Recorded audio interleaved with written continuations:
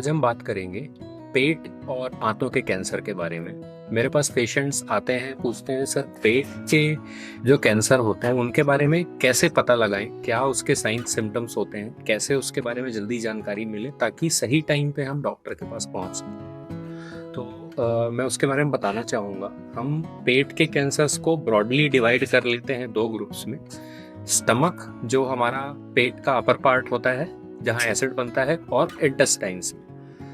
तो अगर हम सिम्टम्स की बात करें तो आंतों के कैंसर के जो सिम्टम्स होते हैं वो आंतों की जो नॉर्मल डाइजेस्टिव कंप्लेंट्स होती हैं उनको मिमिक करते हैं। कई बार ये पता लगाना संभव नहीं होता कि ये सिम्टम जो है डाइजेशन की प्रॉब्लम की वजह से हैं या पेशेंट को कैंसर हो सकता है। इसी वजह से ये सिम्टम्स नेग्लेक्ट हो जाते हैं और पेशेंट्स हमारे पास काफ़ी देर से आते हैं। अगर हम स्पेसिफिकली बात करें तो पेट के कैंसर्स के सिम्टम्स जैसे काफ़ी समय तक एसिडिटी होना, बहुत ज़्यादा एसिडिटी होना, अल्सर होना, जो कि मेडिकेशन का कोर्स लेने के बाद भी ठीक नहीं हो पाया है और काफ़ी समय से पेशेंट को परेशान कर रहा है। इसके अलावा अगर खाना खाने में तकलीफ होती है, खाना खाने के बाद ऐसा लगता है कि खाना फंस रहा है, खाना खा नहीं पा रहे हैं और वॉमिटिंग हो जा रही है, या खाना ना खा पाने की वजह से वेट लॉस हुआ है, रिसेंट वेट लॉस हुआ है काफ़ी, तो ये सारे सिम्टम्स हो सकते हैं कि आपको पेट में कैंसर हो। अगर इस तरह के सिम्टम्स प्रोलॉन्ग्ड ड्यूरेशन से हैं तो उसके लिए जांच करने की ज़रूरत है। अगर हम बात करें आंतों के कैंसर की, तो आंतों में जब कैंसर होता है तो आपको कंप्लेंट्स होती हैं जैसे लैट्रिन के रास्ते में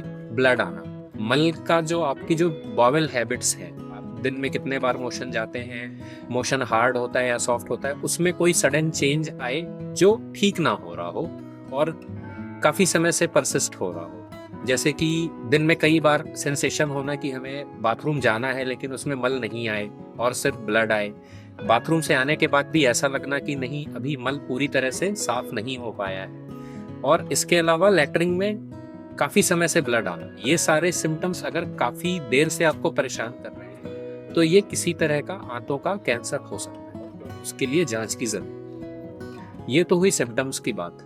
अब हम बात करें कि कैसे हम इनको प्रिवेंट कर सकते हैं, कैसे हम डाइट और अपने लाइफस्टाइल में चेंज करें जिससे ये कैंसर्स ना हो।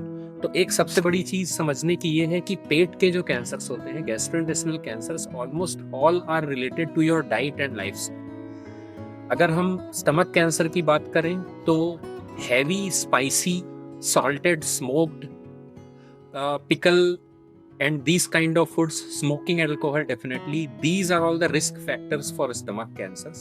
इसके अलावा prolonged acidity जिससे gastritis अगर आपको काफी लंबे समय से है तो that is itself a risk factor for stomach cancer. अगर हम colon cancer की बात करें तो sedentary लाइफस्टाइल में एक्सरसाइज का अभाव होना, एक्टिविटी का अभाव होना, हैवी फैटी मील लेना, ओबेसिटी, अल्कोहल, स्मोकिंग एंड इसके अलावा प्रोसेस्ड मीट और प्रोसेस्ड फूड का ज़्यादा इंटेक, ये सारे रिस्क फैक्टर्स हैं कोलॉन कैंसर्स के। और अगर हम प्रिवेंटिव चीज़ों की बात करें तो हमारे fruits, vegetables, good activity, daily exercise और प्लेंटी ऑफ वाटर, ये सारी चीज़ें जो हैं ये हमारे पेट के कैंसर्स के लिए काफ़ी प्रिवेंटिव होती हैं। और इन सभी कैंसर्स में बहुत ही डेफिनेट कोरिलेशन पाया गया है हमारी डाइट और हमारी लाइफ स्टाइल का इन कैंसर्स के होने या ना होने से। तो मैं चाहूँगा कि आप सब इस बारे में जागरूक रहें और अपने कोई भी ऐसी समस्या होने पर अपने नियरेस्ट गैस्ट्रोएंटरोलॉजिस्ट से संपर्क करें, सावधान रहें और हेल्दी रहें। Thank you.